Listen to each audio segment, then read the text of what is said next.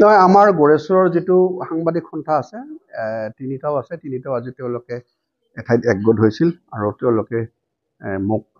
আহ্বান জনাইছিল আহিবলৈ, আৰু ময়ো তেওঁলোকক লগ পাবৰ কাৰণে খুব ব্যাকুল হৈ গৈছোঁ। আপুনি জানে যে মই 3 দিন আগত ভাৰতীয় জনতা পাৰ্টীৰ এজন সাধাৰণ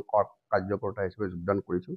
আৰু গড়েশ্বৰ বা ভাৰতৰ বা অসমৰ সামগ্ৰিক পৰিস্থিতিত মই সেৱা আগবঢ়াম বুলি ওলাই আহিছোঁ। আৰু তেওঁলোকক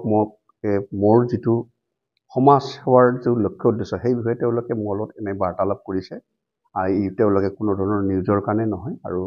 গড়েশ্বৰৰ সমস্যা কি কি থাকিব পাৰে, কেনেধৰণে সমাধান কৰিব পাৰি, আৰু তেওঁলোকৰ সাংবাদিকসকলে কেনেকুৱা ধৰণৰ সমস্যা ধৰক ফেচ কৰে বা মুখামুখি হয় তেওঁলোকৰ সাংবাদিকতা জীৱনত, তেওঁলোকৰ জীৱনৰ নিৰাপত্তা কি, তেওঁলোকৰ অৰ্থনৈতিকভাৱে কেনেধৰণে স্বাৱলম্বী, এই কথাবোৰ বিশেষভাৱে তেওঁলোকে আলোচনা কৰাৰ আৰু ময়ো এজন নতুনকৈ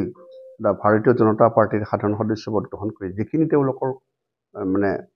তেওঁলোকৰ অভাৱ, অভিযোগ, সমস্যা, সেইবোৰ যেনেধৰণে সমাধান কৰিলে সুবিধা হয় তেনেকুৱা ধৰণৰ সমাধান কৰাৰ কাৰণে মই ভাৰতীয় জনতা পাৰ্টীৰ যিসকল বিষয়ববী আছে তেওঁলোকৰ সমস্যাসমূহৰ দৃষ্টিগোচৰ কৰি সেইবোৰ সমাধান কৰাৰ এটা মই নিৰ্ণায়ক ভূমিকা ল'ম বুলি তেওঁলোকক মই আশ্বাস দিছোঁ।